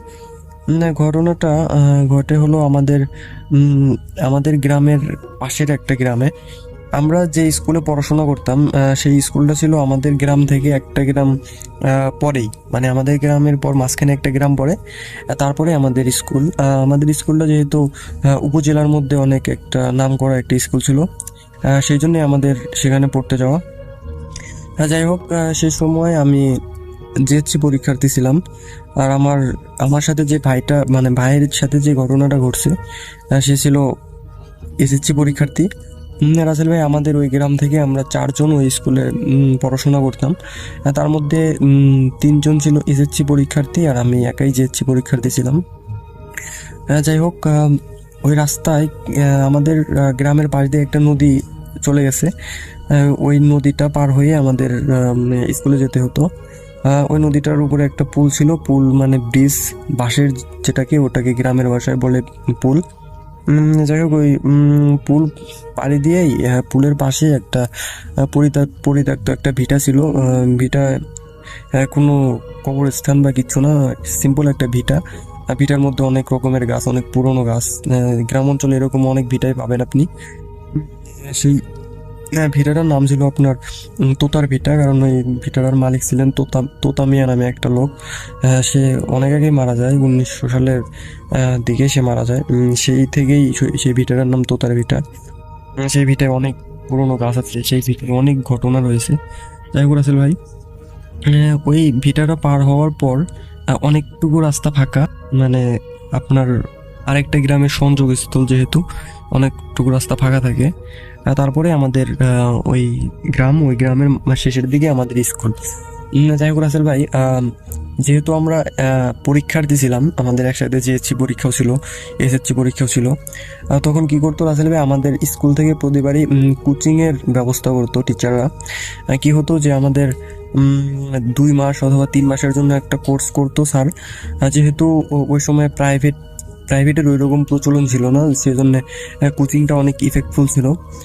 রাসেল ভাই, কোচিংটা ছিল আপনার সন্ধ্যা 7টা থেকে 10টা। যারা স্থানীয় ছিল সেইখানকার তারা তো সেখানে ভালোভাবেই কোচিং করতে পারতো, কিন্তু আমরা যেহেতু অনেক দূর থেকে ছিলাম, যেহেতু গ্রাম অঞ্চলের একটা এলাকা, সেটা অনেক টাফ রাত করে কোচিং করা। যাই হোক, যেহেতু আমরা 4জন ছিলাম, 4জনের বাবা মার সাথে কথা বলে আমরা সিদ্ধান্ত নিলাম যে আমরা 4জনেই একসাথে কোচিং করব। যাই হোক, যে কথা সেই কাজ, আমরা কোচিংয়ে ভর্তি হলাম। আমরা আমাদের কি করতাম, আমাদের যে সাইকেল ছিল, সাইকেলে মোবাইলের ব্যাটারি দ্বারা আপনার সামনে একটা বাল্ব লাগিয়ে করতাম, ওই যে বাতি জ্বালিয়ে স্কুলে যেতাম 4জনে সাইকেল চালিয়ে, রাত্রে একসাথে আসতাম। যাই হোক, এভাবেই আপনার 15-20 দিন যাওয়ার পর কি হয় যে আমাদের ওইখানে একটা বন্যা হয়। আমাদের গ্রামে বন্যা হওয়ার কারণে আপনার আমাদের নদী ভরে যায়। নদী ভরে যাওয়ার কারণে আমাদের ওই যে পুল, সেটা ভেঙে যায়। ভেঙে যাওয়ার কারণে একটা ভয়াবহ একটা অবস্থা সৃষ্টি হয়, কারণ সেখানে ভেলা দ্বারা মানুষ পারাপার হতো। যেহেতু আমরা রাত করে কোচিং করতাম, ভেলা দ্বারা পার হওয়াটা অনেক ঝুঁকির ছিল আমাদের। সেখানে মাঝে মাঝে ভেলা পাওয়া যাইতো না, মানে ওই ফেরি, ভেলা মানে হইলো ভুরা, আমরা ভুরা দিয়ে বার হতাম। তখন তো সাইকেলও আনা যাইতো না। আমাদের গ্রাম থেকে আমাদের স্কুলে যেতে সময় লাগতো আপনার 30 মিনিটের মতো। আমাদের কোচিং ছুটি দিত 10টায়। যাই হোক, আমাদের যখন বন্যাটা আসলো, তখন আমার বাড়ি থেকে আমাদের স্কুলের যে দপ্তরের বাসা ছিল সেখানে আমাকে লজিং রাখা হলো। সেখান থেকে আমি কোচিং করতাম। কিন্তু আমাদের যে 3 ভাইরা ছিল, মানে আমাদের এলাকার, আমাদের একটা আমার নিজের চাচাতো ভাই আর 2জন এলাকার, তারা যেহেতু 3জন অনেক বড়ই ছিল, এসএসসি পরীক্ষার্থী, তারা সিদ্ধান্ত নিল যে তারা একসাথে বাড়ি থেকেই কোচিং করবে। যে কথা সেই কাজ, তারা তখন কোচিং করতো, তখন তারা সাইকেল নিয়ে আসতো না। তখন তারা হেঁটে হেঁটেই ভেলা পার হতো, ভেলা পার হয়ে আবার স্কুলে কোচিং করতো, রাত 10টার সময় যাইতো। আর আসলে একটা কথা বলে রাখি যে আমাদের যে গ্রাম, আর আমাদের যে গ্রামে যাওয়ার মাঝখানে যে একটা গ্রাম, সেই গ্রাম এতই প্রত্যন্ত একটা গ্রাম যে আপনার সেই এলাকায় বিদ্যুতের সংযোগ পৌঁছায় আপনার 2020 সালে। তার আগে কোনো বিদ্যুৎ ছিল না সেখানে। মানুষজন সোলার সংযোগের সাহায্যে সোলার সংযোগ ব্যবহার করতো। তাও প্রত্যেক মানুষের বাসায় ছিল না, হাতে কোনো 2-1জনের, আর সবাই দোয়াত হারিকেন ব্যবহার করতো। যাই হোক রাসেল ভাই, ঘটনাটা ঘটে হলো এরকমই একটা রাত্রে। ঘটনাটা ঘটে হলো যে আমার ওই ভাইয়ের সাথে আর তার সাথে আরেকজন ছেলের সাথে, তাদের 3জনের মধ্যে একজন সেদিন কোচিংয়ে আসে নাই কোনো একটা কারণে, সেই জন্য তাদের 2জনকেই কোচিংয়ে আসতে হয়। যখন তারা 2জন কোচিং শেষে বাসায় যাওয়ার সময় আপনার ওই তোতার ভিটার ওই জায়গায় যায়। রাসেল ভাই, তখন ওই জায়গায় তারা লক্ষ্য করে যে তোতার ভিটার পাশেই, মানে ওই জায়গায় তাদের ভেলার জন্য অপেক্ষা করতে হয়। যেহেতু ওই জায়গাটা অনেক ভয়ানক একটা জায়গা, তারা যখন সেখানে গিয়ে পৌঁছায়, তারা দেখতে পায় যে সেখানে কোনো নৌকা নেই। হ্যাঁ আসলে ভাই, সেখানে কোনো ভেলা বা ফেরি কিচ্ছু নেই। তারা অনেক ঘাবড়ে যায়, মানে যে এত রাত্রে, মানে গ্রামে রাত 10টা 10:30 মানে কিন্তু অনেক রাত। মানুষ 8টা-9টার সময় গ্রামে ঘুমিয়ে পড়ে। যাই হোক, সেখানে তারা যখনই গিয়ে দেখে যে ভেলা নাই, তারা তো মানে অনেক ভয় পায়। মানে একটা জিনিস কি, যে সেখানে অনেক ভয়ঙ্কর একটা জায়গা, সেখানে তোতার ভিটার, সেখানে এত রাত্রে তারা ভেলা পাচ্ছে না। যাই হোক, তারা একটু পরেই তারা উদ্বোধন করে যে পাশে একটা মানে কাফন মোড়ানো একটা লাশ। মানে লাশটা দেখে তারা রীতিমতো মানে এতটা ভয় পায় যে তারা মানে চিল্লাবে যে অথবা দৌড়াবে, তার কোনো ভাষাই তারা খুঁজে পায় না, এরকম একটা অবস্থা। যাই হোক রাসেল ভাই, তারা সেই মুহূর্তে লক্ষ্য করে যে ফিরে এসে তাদেরকে ডাকছে যে মামা চলেন, পার করে দিই। হ্যাঁ, এরকম একটা অবস্থা। কিন্তু তারা এখনই লক্ষ্য করলো যে তাদের ওই কোনো ফেরি ছিল না। যদি ফেরি থাকতো, মানে ফেরি যদি আসতো, তাহলে তারা তো অবশ্যই দেখতো, কারণ সেই সময় শীতকালও ছিল না যে কুয়াশার জন্য দেখা যাবে না। তারা লাইট মারলেই দূর থেকেই বোঝা যেত যে কেউ আসছে নাকি, পানির শব্দ পাইতো। কিন্তু রাসেল ভাই একটা কথা হলো যে মানে ফেরিটা যে এসে ঘাটের মধ্যে চাপছে, তাদের কোনো শব্দই পায় নাই, হুট করে ডাকতেছে মামা। যাই হোক, তারা ওই সময় মানে প্রাণ ফিরে পাওয়ার মতো একটা অবস্থা। তারা সেটা ভাবতেও পারে নাই যে ওই ফেরিটা আসলো, কোনো শব্দ হলো না, এই টাইপের। যাই হোক, তারা যখন ওই লাশটার পাশে দাঁড়িয়েছিল, তখনই একটা মানুষ আসা মানেই যে আপনি বুঝতে পারছেন ওই সময় মানে একটা পাওয়া, মানে মরুভূমিতে ইয়া পাওয়ার মতো, হিরে পাওয়ার মতো। যাই হোক, যখনই তারা এটা বলে যে আচ্ছা মামা চলেন তাহলে, তারপরে সরি রাসেল ভাই, তার আগে বলে যে এই যে মামা দেখেনি যে কফিনের মুড়ানো এই যে লাশটা, এই কাপড়ে মুড়ানো এই লাশটা, এটা কে জায়গায় রেখে গেছে, কে বা মারা গেছে, কিছুই তো শুনলাম না। আমরা ইয়াতে আসলাম, ইয়া থেকে 7টার সময় আমরা কোচিংয়ে আসলাম। পরে বলে যে না মামা, এটা একটা অনেক দূরের একটা লোক মারা গেছে, আমি ফেরি দিয়ে তাকে পৌঁছানোর জন্য আসছি, যেহেতু আপনারা আসছেন আপনাদেরও নামিয়ে দেই, তারপরে আমরা এই ফেরি লাশ নিয়ে আমি তার বাসায় পৌঁছে দেবো। যাই হোক রাসেল ভাই, তারা প্রথমে রাজি হয় না, বলে যে আমাদের আগে নামিয়ে দেন, তারপরে আপনি লাশটা নিয়ে যান। অনেক জোর জবরদস্তি করার পর রাসেল ভাই তারা লাশটার সাথে যেতে রাজি হয়, যেহেতু কোনো উপায় নেই। রাসেল ভাই একটা কথা বলে রাখি যে যখনই লাশটা নিয়ে তারা মাছ নদীতে যায়, মানে মাছ নদীতে যাওয়ার পর তারা লক্ষ্য করে যে আপনার ওই মাঝিটা মাঝিটা তাদের সাথে কোনো কথা বলছে না। একটা বিষয় লক্ষ্য করবেন রাসেল ভাই, মানে একটা বিষয় বলে রাখি যে গ্রাম অঞ্চলের যে ফেরিওয়ালা অথবা কোনো ঘোড়াওয়ালা এত রাত্রে আপনার যাওয়ার সময় দেখবেন যে অনেক রকমের গল্প করে, অনেক রকমের কথা বলে, কারণ ওই সময় একটা ভয়ের একটা মুহূর্ত সবার জন্যই। যাই হোক, সে মাঝিটা সব চুপ, একবারে চুপ, মানে পুরা রাস্তায় একদমই চুপ করে ইয়া করে যাইতেছে। তখনই একটা সময় লক্ষ্য করে যে ওই মাঝিটা ওই লাশটার অনেক কাছাকাছি চলে আসে, কিন্তু সে বইটা বাইতেছিল না, কিন্তু নৌকা চলতেছিল, হ্যাঁ মানে ফেরিটা। এসে মানে তাদের এরকম কোনো খেয়ালই ছিল না। এক সময় তারা লক্ষ্য করে যে মাঝিটা ওই কাপড়ের যে মাথাটা আছে, মানে মাথা যে পাশে বাঁধা, ওইটা খুলতেছে। হ্যাঁ আছে, খোলার পর আপনার তারা হয়তো প্রথমে ভাবছিল যে চেক করতেছে যে লাশটা ঠিক আছে নাকি, বা কত সময় মুখ দেখে না মানুষ মাথা খুলে, তারা প্রথমে সেটা ভাবে, তারা সেদিকে খেয়াল করে না। তাদের মধ্যে এমনি একটা ভয় কাজ করতেছিল ওই কফিনের কখন পাশেই। যাই হোক রাসেল ভাই একটা সময় লক্ষ্য করে যে ওই মাছিটা ওই লাশটা খাচ্ছে, মানে আপনি লক্ষ্য করেন যে তারা একটা সময় লক্ষ্য করলো যে মাঝিটা লাশটা খাচ্ছে। তারা প্রথমে ওরকম বুঝতে পারে নাই যে কি করতেছে, তারপরে একটা সময় দেখে যে মাঝিটা লাশটা খাচ্ছে, এবং যখনই মনে করেন যে তারা এটা মানে প্রথমে তো আবছা অন্ধকারে সেটা লক্ষ্য করে, তার দিকে লাইট মারে না।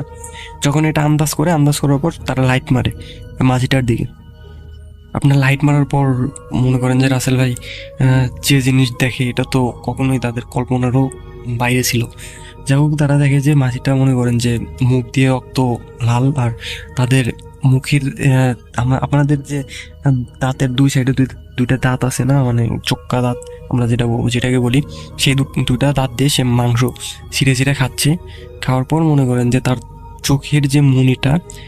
চোখের মনিটা স্বাভাবিকভাবেই ছিল না, তার কোনো চোখই ছিল না, চোখটা অন্ধকার ছিল তাদের লাইটের আলোতে, যেটা ব্যাখ্যা। তারপরে মনে করেন যে এটা দেখার পর তারা সেখান থেকেই লাফ দেয়। লাফ দিয়ে মানে জীবন মরণ বাঁচার জন্য তারা কেমনে যে সেখান থেকে বেঁচে একটা ঘাটের মধ্যে যেয়ে পৌঁছায়। যাই হোক রাসেল ভাই, কোনো একটা পাড়ে যেয়ে হয়তো বা তারা অজ্ঞান হয়ে পড়ে থাকার পর একটা সকালে আমাদের পাশের এলাকার একটা মাঝি তাদেরকে উদ্ধার করে মানে তাদেরকে দেখতে পায়, এবং দেখতে পাওয়ার পর চিনে যায়, মানে কোন মাঝি দেখতে পায় যে ওই মাঝিটাই, মানে সেটা আপনি বলতে পারেন যে তারা রাত্রে যে মাঝিটার নৌকায় ছিল সেই মাঝিটার রূপেই হয়তোবা ওই দুষ্টু জিন বা যেটাই বলি পিচাস সেটা এসেছিল। ওই মাঝিটা তাদেরকে অবশ্যই চেনে, কারণ প্রতিনিয়তই তারা তার মানে ফেরিতেই বার হয়। যাই হোক রাসেল ভাই তারপরে তারা ওই তাকে নিয়ে ওই তাদের বাসায় পৌঁছে দেয়।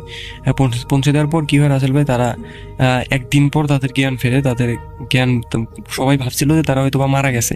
হ্যাঁ রাসেল ভাই, অনেক শোক কান্না শুরু হয়ে যায়। আমিও তখন এই ঘটনাটা শুনে আমিও তখন বাসায় যাই তাদের দেখতে। যাই হোক রাসেল ভাই, ওই চাচাতো ভাই 2 দিন পর জ্ঞান ফেরে তার। জ্ঞান ফেরার পর সে প্রায় 1 সপ্তাহ কথা বলতে পারে না, জাস্ট তাকিয়েই থাকে। এরকম একটা অবস্থায় এত শক খায়। যাই হোক, একসময় যখন তারা পুরোপুরি জ্ঞান ফেরে সুস্থ হয়, সুস্থ হওয়ার পর তাদের কাছ থেকে ঘটনাটা শোনা হয়। ঘটনাটা তারা বলে। ঘটনাটা বলার পর হ্যাঁ, তারা ওই মাঝিকে ডাকে, তাদের বাসার লোক। ঘটনাটা তারা বিশ্বাস করে, কারণ ওই যে ভিটাটার কথা বললাম আসলে ওই ভিটাটায় অনেকেই এর আগে অনেক কিছুই দেখছে। অনেক ঘটনা আছে ওই ভিটাকে ঘিরে। আপনি খেয়াল আপনি ওই ভিটাটা আপনার 200-300 বছর আগের ভিটা। আপনার বাপ দাদা তারও দাদার থেকে ওই ভিটাটার অনেক ঘটনা রয়ে আসছে। ওই ভিটাটার যে গাছগুলো আছে সেটা কখনো কাটারও সাহস পায় না, বা সেই ভিটায় যে কেউ বসবাস করবে এইটাই। কারণ ওই ভিটার মালিক এখনো বেঁচে নাই। ওই ভিটা দখল নেওয়ারও কারো কখনো চিন্তা আসে না। যাই হোক রাসেল ভাই, তখন আমার আমার ওই চাচাতো ভাইয়ের যে আত্মীয় স্বজনরা ওই মাঝিকে ডাকে। একদিন ডাকার পর বলে যে তুমি যে ওই উদ্ধার করার পর ওই রাত্রে যে ঘটনাটা যে শোনে যে ওই মাঝি ছিল, পরে বলে যে না, আমি তো সেই দিন আমার বোনের বাড়ি গেছিলাম, মানে ওই মাঝিটা নাকি ফেরি সেল রেখে ওর বোনের বাড়ি গেছিল। বোনের বাড়ি যাওয়ার আগে ওর যে ছোট ভাই, ওই ছোট ভাইরে ফেরির দায়িত্ব দিয়ে গেছিল। ফেরির দায়িত্ব দিয়ে যাওয়ার পর আপনার মনে করেন যে ওই ছোট ভাই তো 10টার আগেই বাসায় চলে যায়। কিন্তু স্বাভাবিকভাবে ওই মাঝে 10টার পর পর্যন্তও থাকতো, কিন্তু সেদিন তারা 10টার আগেই বাসায় চলে যায় ফেরি। তারপরেই মনে করেন যে এই ঘটনাটা ঘটে ওনাদের সাথে। রাসেল ভাই, তারপরে তাকে হুজুর দেখানো হয়। হুজুর দেখিয়ে পানি পড়া, ওর যত রকমের চিকিৎসা আছে সব করানো হয়। তারপরেও তাদের ভয় কাটে না, ধরা যায় তারপরে মনে করেন যে হুজুরের বৈশিষ্ট্য মতে যে ওই ভিটার মধ্যে কিছু দুষ্টু জিন থাকতো। দুষ্টু জিনগুলো ওদের উপর মানে নজর রাখছিল। তাদের কোনোই দোষ ছিল না। ওই তাদের ইচ্ছা ছিল যে তাদের ভয় দেখাবে, অনেক মারাত্মক একটা ভয়। যেহেতু তারা সবসময় 3জন থাকতো, 3জন থাকার কারণে সেই সুযোগটা সে পাইতো না। সেদিন সুযোগটা পায়, কারণ সেদিন ওই মাঝিটাও ছিল না। তারপরে তাদের মধ্যে মাত্র 2জন ছিল, যার কারণে অনেক বড় একটা সুযোগ পায়। সুযোগ পাওয়ার পরে আপনার মনে করেন যে তাদেরকে এইভাবে অনেক মারাত্মকভাবে ভয় দেখায়। যাই হোক রাসেল ভাই, এটাই ছিল ঘটনা। এখন কথা না বাড়িয়ে সরাসরি চলে যেতে চাই পরবর্তী ঘটনায়। যেভাবে লেখা আছে আমি সেভাবে শুরু করছি। আসসালামু আলাইকুম রাসেল ভাই। স্টুডিওতে এসে শেয়ার করা সম্ভব না বলে আমি চাই আপনি আমার ঘটনাটা পড়ে শুনুন। আমার বয়স তখন 22 বছর। আমি বর্তমানে গ্র্যাজুয়েশন করছি, ফার্স্ট ইয়ারে পড়ছি রাজশাহী সরকারি কামরুজ্জামান ডিগ্রি কলেজ। সেই 2013 থেকে আপনার অনেক বড় ফ্যান আমি। যেখানে ভূতের ভয় সেখানেই ভূত এফএম শুরু হয় বলে আমি মনে করতাম। আর যখন ভূত এফএমের কথা উঠত তখন ভেসে আসা সেই রাত 11:59 বলা মানুষটাই আপনি রাসেল ভাই। এখন অনেক মিস করি আপনাকে, মিস করি সেই সময়টাকে। যখন শুনলাম শোটা বন্ধ হয়ে গেল, মনে মনে অনেক কষ্ট পেয়েছিলাম। যাই হোক, আমি আনন্দিত যে আপনি আপনার নতুন শো শুরু করেছেন। আবার সেই চেনা মানুষটার গলায় ভূত.com শোনার মজাই আলাদা। হোক না নতুন শো, কিন্তু মানুষটা তো সেই আছে, আমাদের সবার প্রিয় রাসেল ভাই। আমি জিজ্ঞাসা করব না আপনি কেমন আছেন, কারণ আমি জানি আপনি সবসময় ভালোর দলেই আছেন। তো আমার এতদিনের সেই স্বপ্ন ভূত এফএম থেকে শুরু করে আজ ভূত.com একটা ঘটনা পাঠাবার। সত্যি বলতে আমার ঘটনা শুনতে অনেক ভালো লাগে। যদি ঘটনা পাঠাই সবাই কি বলবে না বলবে, ঘটনা সিলেক্ট হবে কি হবে না, আমি লেখালেখি করি না বলে এতদিন ঘটনা পাঠানো হয়নি। তবে আজ একটা ঘটনা কালেক্ট করে নিয়ে এসেছি। ঘটনাটি সত্যি 100%, সেই বিষয়ে কোনো সন্দেহ নেই। আমার নাম মোহাম্মদ ইমন চৌধুরী বনি। ঠিকানা রাজশাহী জেলার হেতেমখা এলাকায় আমি বাস করি। ঘটনাটি আমার না, আমার বন্ধুর মায়ের সাথে ঘটে যাওয়া একটা ঘটনা, তাই আমি আমার মায়ের মতো করে বলার চেষ্টা করছি। যদি ভুল ভ্রান্তি হয়ে থাকে ক্ষমা সুন্দর দৃষ্টিতে দেখবেন। লেখালেখির কোনো অভিজ্ঞতা নাই, অগোছালো লেখা, একটু পরেই বুঝতে পারবেন। ঘটনাটি রাজশাহী ছেড়ে চাঁপাইনবাবগঞ্জ জেলার কোনো এক গ্রামের ঘটনা। সঙ্গত কারণে গ্রামের নামটা বলছি না। সময়টা 1985। আমার আম্মুর বয়স তখন 14-15 হবে। বলে রাখা ভালো, আমার আম্মু আম কোড়াতে অনেক পছন্দ করত। আমার আম্মুর অতি পরিচিত বান্ধবী ছিল বলতে গেলে। আমার আম্মু সব জায়গায় ওঠা বসা থেকে শুরু করে সেই আর কি, মানে এক কথায় ছোটবেলার বান্ধবী। তার নাম ছিল লাইলি। ঘটনাটা মূলত লাইলিকে নিয়ে। রাসেল ভাই, এই সময়টা ছিল বৈশাখের সময় গ্রামে, কিন্তু এই সময় অনেক মজা লেগেই থাকে। ঝড়ের সময় ছোট ছেলেমেয়েরা অনেক শখ করে আম কুড়ায়। আমি সরাসরি ঘটনার দিকে চলে যাই। যেহেতু বলেছিলাম লাইলি আম্মুর সঙ্গী ছিলেন, আম্মুর মতোই আম কুড়াতে অনেক পারদর্শী ছিলেন। উনি সবার আগে আম কুড়াতে যেতেন। এই ব্যাপারে আম্মু মানতে পারতো না বটে, কিন্তু এটা নিয়ে তাদের মধ্যে দ্বন্দ্ব লেগেই থাকতো, হিংসাহিংসি তো ছিলই। বলে রাখা ভালো যে আম বাগানে আম্মু আর আম্মুর লাইলি, সেই বান্ধবী, আম কুড়াতে যেত। আগে থেকে অনেক লোকমুখে শোনা যেত যে সেই আম বাগানে রাতে জিনেরা দল বেঁধে চলাচল করে। আর অনেক নাকি সেখানে গুম হবার ঘটনা রয়েছে। অনেকেই গুম হয়ে যেত, তারপরে হদিস মিলত না। আম্মুরা এই সমস্ত বিশ্বাস তো দূরের কথা, এগুলো নিয়ে ভাবতো না, ভয়ও পেত না। যেহেতু ছোট, বয়সের মজাটাই আলাদা। এবং লাইলি আম্মুর মধ্যে আম কুড়ানো নিয়ে অনেক রেষারেষি। এক রাতের ঘটনা। আগের রাতে অনেক ঝড় বৃষ্টি হয়েছিল, তো পরের দিন আম্মু আর তার বান্ধবী ফজর হবার একটু আগে আম বাগানের দিকে চলে গিয়েছিলেন। তারপর এক পর্যায়ে অবাক হয়ে যায় তারা, দেখে যে লাইলি সেই বাগানে আম কুড়াচ্ছে। প্রতিদিনের মতো সে তার বাবার চাদর গায়ে দিয়ে আম কুড়াতে এসেছিল। আম্মু তাকে আওয়াজ দেয়, বলে তুই সবসময় আমার আগে চলে আসিস।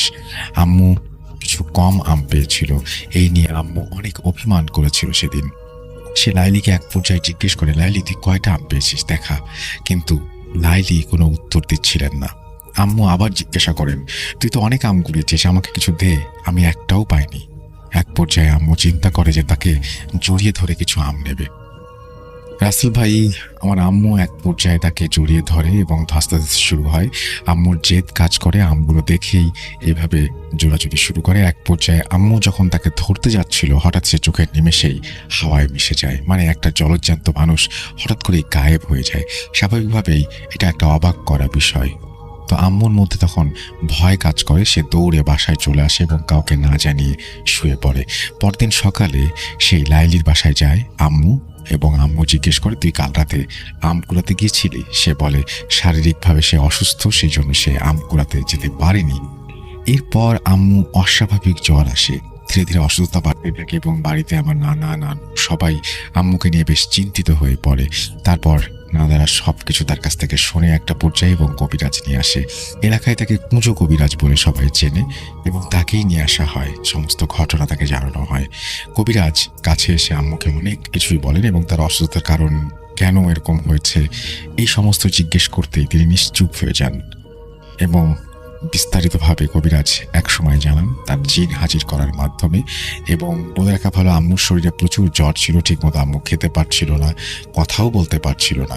এরপর কবিরাজ তার জিন দ্বারা জানতে পারে যে আম্মু যখন তার প্রিয় বান্ধবী লাইলি ভেবে তার সাথে জোড়াজুড়ি করছিল, ধস্তাধস্তি করছিল, সেটি আর কেউ নয়, সেটি ছিল একটি জিন। এবং জিনটা তাকে যত এড়িয়ে যাচ্ছিল, ততই আম্মু জিনটাকে জোরে চেপে ধরতে যাচ্ছিল। তাতেই এক পর্যায়ে জিনটা বিরক্ত হয়ে চলে যায়। এরপর আম্মু দৌড়ে বাসায় ফেরার সময় সেই জিনের সাথে চলাচল করা কিছু জিন আম্মুর পিছু নিয়েছিল। যেহেতু ফজরের আজান দিয়ে দেয় এবং তারা কোনো ক্ষতি করতে পারে না, তারা আম্মুর শরীরে প্রবেশ করে এবং আম্মু এতে অসুস্থ হয়ে পড়ে। রিচুয়াল দ্বারা সেই জিনগুলোকে হাজির করা হয়। যখন কবিরাজ আম্মুর দেহে থাকা জিনগুলোকে হাজির করে, তখন নানি, বাসার সবাই দেখতে পায় এক অস্বাভাবিক চিত্র। যেহেতু আগেই বলেছিলাম আম্মু কথা বলতে পারছিলেন না, কিন্তু তার চোখ লাল হয়ে যায় এবং এক পর্যায়ে ভিন্ন ভিন্ন গলায়, যেমন ছেলে মেয়ে কখনো এক এক রকম গলায় সে কথা বলতে শুরু করে এবং তাদেরকে বলে আম্মুকে ছেড়ে দেওয়ার জন্য। কবিরাজ আবার তাদের একটা সুযোগ দেন। জিনগুলো আম্মুকে ছেড়ে যাওয়ার জন্য বা ত্যাগ করার জন্য কিছুতেই রাজি ছিল না। কিছু মন্ত্র টানা করে সে ঝাড়ফুঁক দিয়ে কিছুতেই যখন লাভ হচ্ছিল না, তখন কবিরাজ জানতে পারে যে আমাদের ঘরে একটা জান দিতে হবে। আমরা কারণ জানতে চাইলে কবিরাজ জানান যে এদিকে যখন ঝাড়ফুঁক চলছে তখন জিনদের দিক থেকেও তারা প্রতিরোধ করছে, যার কারণে কাজ হচ্ছিল না। এবং আম্মুর কাছে নাকি মোট 6টা জিন আছে। কবিরাজ বলে তাদের মধ্যে 4টা মুসলিম, 2টা হিন্দু, যার মধ্যে 5 জন পুরুষ এবং 1 জন মহিলা। এবং তারা আম্মুকে তাদের রাজ্যে নিয়ে যেতে চায়। আম্মু নাকি অনেক সাহসী এবং শক্তিশালী, যার জন্য সেখানে নিয়ে আম্মুকে দিয়ে তারা তাদের খেদমতে রাখতে চায়। আরও বলে আমি তাদেরকে বিভিন্নভাবে রাজি করানোর চেষ্টা করেছি, কিন্তু তারা কোনোভাবেই রাজি হচ্ছে না। এই বলে কবিরাজ চলে যায়। নানুরা চিন্তায় পড়ে যায়। পুরো এলাকায় খবর ছড়িয়ে পড়ে, কি হবে কিছুই ভেবে পাচ্ছে না কেউ। আম্মু রীতিমতো সুস্থ হচ্ছিল আবার অসুস্থ হচ্ছিল, এরকম একটা অবস্থা। একদিন সকালবেলা বাসায় আমার আম্মুর দূরের এক বান্ধবীর আগমন হয়। বলে রাখি আম্মু 3 বান্ধবী ছিল, লাইলি, তিশা এবং আম্মু। ছোটবেলা থেকেই তারা এক গ্রামে মানুষ। তিশা যে ছিল তার পড়াশোনার জন্য গ্রাম ছেড়ে চলে যেতে হয়েছিল। সঙ্গত কারণে আমি সেই জায়গার নাম বলছি না যে কোথায় তিশা ছিলেন। তিশা কিন্তু আম্মুর রোজ খোঁজ খবর রাখতেন এবং তাদেরকে সবকিছু খুলে বলে। তখন তিশা আন্টি আম্মুর এবং আব্বুর দূরের এক হুজুরের কাছে খবর নেন এবং অনেক বড় পীর তিনি, এবং তিনি সেই অঞ্চলে একটা দরগায় থাকেন। সেই দুষ্টু জিন পরীর আসর থেকে মানুষকে তিনি ছাড়াতে পারেন এবং নানাদেরকে এই ব্যাপারে দিশা সবকিছুই জানান। এবং সেই পীরের কথা বলতে থাকেন। সেই পীর 4 দিন পরে আসবেন এবং তাকে নিয়ে আসার ব্যবস্থা করা হবে। এর মধ্যে 2 দিনের দিন সকালবেলা আম্মুকে হঠাৎ বাসায় পাওয়া যাচ্ছে না। গ্রামের সবাই মিলে খোঁজাখুঁজি করার পর আম্মুকে যখন পাওয়া যাচ্ছিল না, পরে এলাকার একজন খবর দেয় আম বাগানে কোনো এক আম গাছের নিচে বসে আম্মু নাকি আম খাচ্ছিল। নানুরা সবাই মিলে গিয়ে দেখে সেই দৃশ্য, গাছের নিচে বসে আম খাচ্ছে। পরে আম্মুকে সবাই নানুদের বাসায় নিয়ে আসে। সবার ভাষ্যমতে আম্মুকে নাকি আনাই যাচ্ছিল না 4-5 জন মিলে। এভাবে নানুরা দোয়া দুরুদ যা কিছু জানতো সবকিছু পড়ে যায় এবং আম্মু একটা পর্যায়ে স্বাভাবিক হয় এবং সবাই ঘুমিয়ে পড়ে। তারপরে আম্মুকে প্রশ্ন করা হয় কি হয়েছিল, কোথায় গিয়েছিলে। যখন ঘুম থেকে ওঠার পরে জিজ্ঞেস করা হয়, আম্মু শুধুমাত্র একটা কথাই বলতে পারে যে লাইলি অর্থাৎ তার বান্ধবী আম কুড়াবে বলে নাকি তাকে ডেকে নিয়ে গেছে। এরপর নানুরা ঠিক করে বাসায় তালা বন্ধ করে রাখবে আম্মুকে, কোনো এক রুমে তাকে বন্দি করে রাখা হয়। এবং কুচো কবিরাজ কিছু জিনকে রেখেছিল আমাদের বাসার চারপাশে পাহারা দেবার জন্য। নানুরা যখন রাতে কোনো সময় বাইরে যেত তখন দেখতে পেত আগুনের গোলা আমাদের বাসার চারপাশে ঘোরাফেরা করছে। আসল ঘটনা এখান থেকে শুরু। আমি আমার আম্মুর মুখে শুনেছি, রীতিমতো অবাক হয়েছি। এবং ফজরের সময় নানুর ভাষ্যমতে 4টায় সেই হুজুর পীরকে নিয়ে তিশার আব্বু হাজির হন। আমরা সবাই তাকে বসতে দিই। পীর সাহেব প্রথমেই আমার আম্মুকে ডেকে আনতে বলেন। এক পর্যায়ে তিনি নানুদের উঠোনে একটি গোল বৃত্ত আঁকেন এবং তিনি বৃত্তের মধ্যে তার সমস্ত সরঞ্জাম রাখেন। তার মধ্যে ছিল একটি পানি ভর্তি কাঁসার গ্লাস, তার মধ্যে একটি তামার কয়েন রাখা হয়েছিল। একটা অবাক করা বিষয় হলো, সামনে নানুরা সবাই দেখতে পায় পানি ভর্তি গ্লাস, যেখানে কয়েন ভাসমান, ডুবছিল না, ভেসেই ছিল। এবং সেই একটা মাঝামাঝি অবস্থানে এক সময় সেই কয়েনটি চলে আসে। আম্মুকে আনা হয়। যথারীতি সেই হুজুর এবং আম্মু দুজনে বৃত্তের মধ্যে অবস্থান করে। এবার হুজুর সেই জিনগুলোকে আম্মুর দেহে হাজির করায় এবং কিছু পানি আম্মুর গায়ে ছিটিয়ে দেয়। তারপর আম্মু সেই আগের মতো লাল চোখ হয়ে আসে তার, এবং আম্মু কখনো পুরুষ কখনো নারী মিশ্রিত কণ্ঠে কথা বলতে শুরু করে। হুজুর অর্থাৎ পীর সাহেব সেই জিনগুলোকে বলে এই পানিতে থাকা তামার কয়েনটা ধরে তুলতে, কিন্তু জিনগুলো কিছুতে রাজি হচ্ছিল না। পরে হুজুর তার কাছে থাকা কিছু পানি দ্বারা আমার আম্মুর শরীরে ছিটিয়ে দেয় এবং পরে আম্মুর চোখ আবারও লাল হয়ে যায় এবং সেই বৃত্তের মধ্যে যা হবার হচ্ছিল। এভাবে হুজুর পীর চেষ্টা চালিয়ে যেতে থাকেন। জিনগুলো কিছুতেই হুজুরের কথা শুনছিল না। এভাবে সকাল পেরিয়ে বিকেল হয়ে যায়। সন্ধ্যার আগ মুহূর্তে আম্মুর দেহে থাকা জিনগুলো মুখ খোলে এবং তারা কি বলে সেটা আমরা একটু শুনি। আমি আগেই বলেছিলাম 6টি জিন ছিল এবং তার মধ্যে একটি মেয়ে জিন ছিল। মেয়ের গলায় বলে, সেই মেয়েটি বলে যে আমি তাকে দেখে শুনে রেখেছি 2 মাস থেকে, আমরা তাকে খুব ভালোবাসি, পছন্দ করি। আমার 5 ছেলের মধ্যে বড় ছেলের সাথে তার বিয়ে দিতে চাই। আমি আমার বড় ছেলের জন্যই তাকে পছন্দ করেছি। আপনি এই মেয়ে আমাদের হাতে তুলে দিন, আমি তাকে আমার রাজ্যে নিয়ে সুখে শান্তিতে রাখবো। পরে বড় ছেলের পছন্দ হয় এবং আমি আমার মত বদলাই।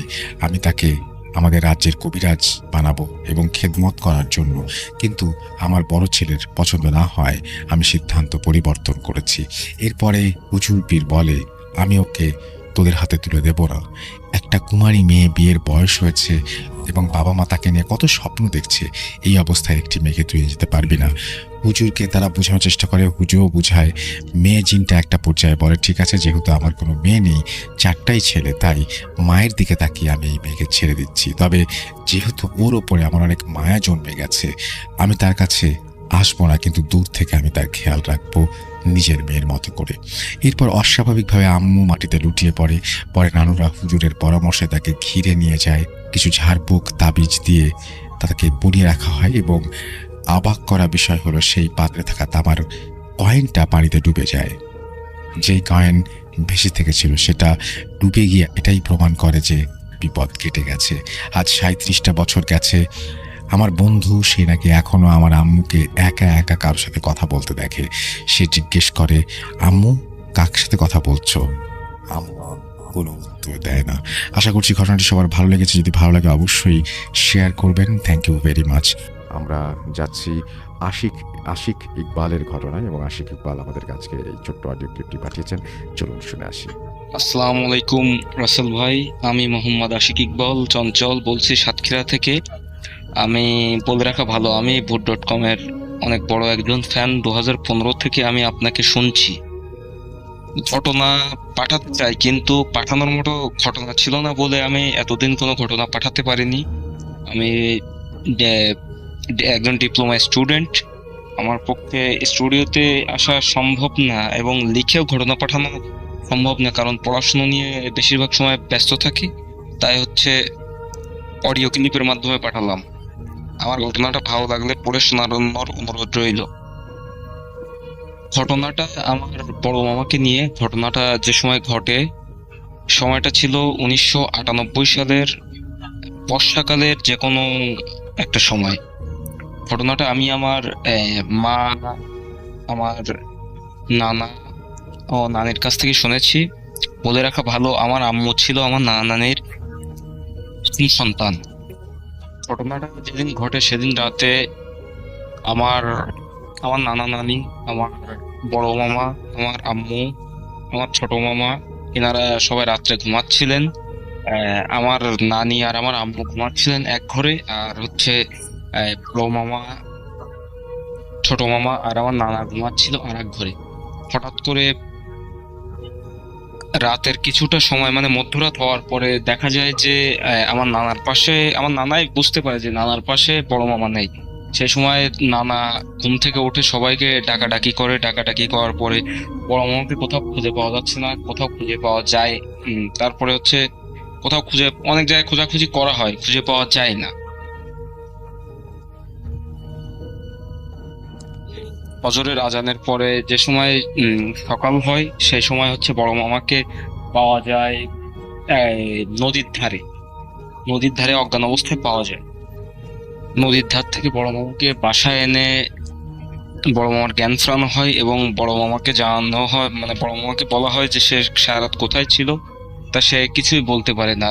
বলে রাখা ভালো, ঘটনাটা যে সময় ঘটে সেই সময় আমার বড় মামার বয়স ছিল 10 বছর।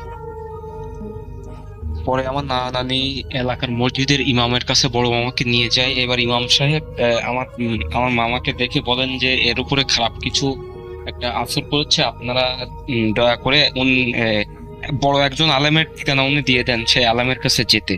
এইবার যেহেতু আমার নানা নানি যে গ্রামে থাকতেন, গ্রাম থেকে গ্রামের দূরত্ব একটু বেশি দূরে ছিল, তাই সেদিনকে আর যাওয়া সম্ভব হয়নি। তার 2 দিন পরে তারা হচ্ছে আলেমের কাছে যান। তারা আলেমের কাছে যাওয়ার আগে এই 2 দিনের ভিতরে ঘটে যায় এক লোমহর্ষক ঘটনা, যার সম্মুখীন তারা কেউ, মানে যে ঘটনার সম্মুখীন মানুষ হতে চায় না, কিন্তু পরিস্থিতির বশবর্তী হয়ে যেতে হয়। সেদিন রাতে আবার সবাই একসাথে ঘুমিয়েছিল। ঘুমিয়ে থাকার পরে রাতে 1টার সময় আমার বড় মামাকে আবার খুঁজে পাওয়া যায় না। অনেক খোঁজাখুঁজি করা হয়, খুঁজে মোটে পাওয়াই যায় না। তারপরে সকাল হয়। সকাল হলে ইমাম সাহেবকে আনা হয়। ইমাম সাহেব বলেন কি যে তিনি যে আলেমের ঠিকানা দিয়েছিলেন সেই আলেমের সাথে যোগাযোগ করতে। তারপর আলেমকেও আনা হয়। আলেমকে আনলে আলেম আলেম তারা জিনের মাধ্যমে বলেন যে বড় মামাকে পরীতে আসর করেছে।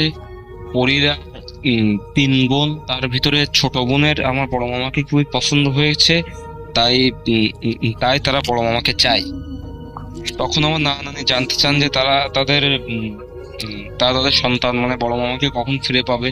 সে সময় আলেমরা জিনের মাধ্যমে জেনে জেনে বলেন যে আপাতত জিনেরা তাকে নিয়ে তাদের কাছে রাখবে না, তারা ঠিকই ফিরিয়ে দিবেন।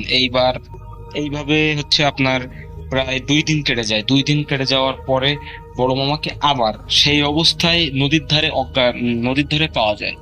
সেই সময় বড় মামা অজ্ঞান ছিল। তারপরে বড় মামার কাছে জিজ্ঞেস করা হয় যে সে কোথায় ছিল, কি বৃত্তান্ত, সে কিছুই বলতে পারে না। তারপরে আলেমের মাধ্যমে বাড়ি বন্ধ করে নেওয়া হয়। বাড়ি বন্ধ করার পরে হচ্ছে তারা আমার নানা নানিকে স্বপ্ন দেখায় যে আহ, তারা যদি তাদের বড় সন্তানকে পরিদের কাছে না দেয় তাহলে তাদের অনেক বড় ক্ষতি হয়ে যেতে পারে। এবার আমার নানা নানি পুনরায় আবার হচ্ছে আলেমের কাছে যান। যাওয়ার পরে আহ, উম, আলেম আলেম আলেম বলেন কি যে আপনারা 5 ওয়াক্ত নামাজ কালাম পড়ুন আর আপনাদের বড় সন্তানকে যত দ্রুত সম্ভব মাদ্রাসায় সে ভর্তি করে দিয়ে আসেন। তাকে তাকে আরবি লাইনে পড়ান, দেন হচ্ছে আপনারা এই সমস্যা থেকে মুক্তি পেতে পারেন। আলহামদুলিল্লাহ রাসেল ভাই, তারপরে হচ্ছে আর কোনো সমস্যা আমার আমার মামার সাথে হয়নি। এটাই ছিল ঘটনা। আমরা চলে যাব আমাদের পরবর্তী ঘটনায়। আমাদের পরবর্তী ঘটনাটি পাঠিয়েছেন আমাদেরকে গোলাম নবী, এবং এই অডিও ক্লিপটি আমরা শুনবো। চলুন কথা না বাড়িয়ে সরাসরি ঘটনায় যাওয়া যাক। আসসালামু আলাইকুম প্রিয় রাসেল ভাই, আশা করি আল্লাহর রহমতে ভালো আছেন। আমি চলে যাচ্ছি কয়েক মাস আগে আমার সংগৃহীত একটি ঘটনা। আজকে যে ঘটনাটি আমি শেয়ার করব সেটি আমাকে শেয়ার করেছেন আমাদের কোম্পানির এক গাড়ি চালক গোলাম নবী ভাই। খুবই ধার্মিক মানুষ উনি। আমি ওনার সাথে অফিসের কাজে বাইরে যাচ্ছিলাম। কোনো কারণে রাসেল ভাই আপনার সাথে আমার ফোনে কথা বলতে হচ্ছিল। তখন উনি ফোনের সাইড থেকে শব্দ শুনে বললেন, আপনি কার সাথে কথা বলছেন? পরিচিত কণ্ঠস্বর মনে হলো। আমি বললাম, আপনার নাম? উনি চিনে ফেললেন। তখন আমি ওনাকে আমার ভূত.com এর সাথে সম্পৃক্ততার কথা বলি। উনি তখন জানান ওনার কাছে কিছু ঘটনা আছে। এরপরে উনি ঘটনাটি শেয়ার করেন। এটি কুষ্টিয়া জেলার কুমারখালী নামক স্থানের একটি ঘটনা। আজ থেকে 22-23 বছর আগে ঘটে। উনি যেভাবে আমাকে ঘটনাটি বলেছেন, আমার বড় ভাই বিয়ে করেছিলেন তখন। তার স্ত্রীকে মানে আমার ভাবিকে আমাদের বাড়িতে নিয়ে আসা হয়। আমাদের বাড়িতে আনার কয়েকদিন পর তিনি বাড়ি থেকে একটু দূরে বিকেলে, ধরা যায় প্রায় সন্ধ্যার দিকে, একটু হাঁটতে বের হয়েছিলেন। হাঁটতে হাঁটতে অনেক দূরে চলে গিয়েছিলেন। নতুন বিয়ে হয়েছে, তাই একটু শ্বশুর বাড়ি ঘুরে দেখা আর কি। তো বোকামি যেটা করেছিলেন, সাথে কাউকে নিয়ে যাননি। যে জায়গাটা দিয়ে উনি যাচ্ছিলেন একটু বর্ণনা না দিলেই নয়। বড় ছোট বিভিন্ন সাইজের গাছ দুই পাশে, নির্জন শুনশান নীরবতা, পাখি কিচিরমিচিরও নেই। কিছুক্ষণ পর পর একটা পেঁচা ডেকে যাচ্ছিল। উনি ঘোরাঘুরি শেষ করে ফিরতেছিলেন।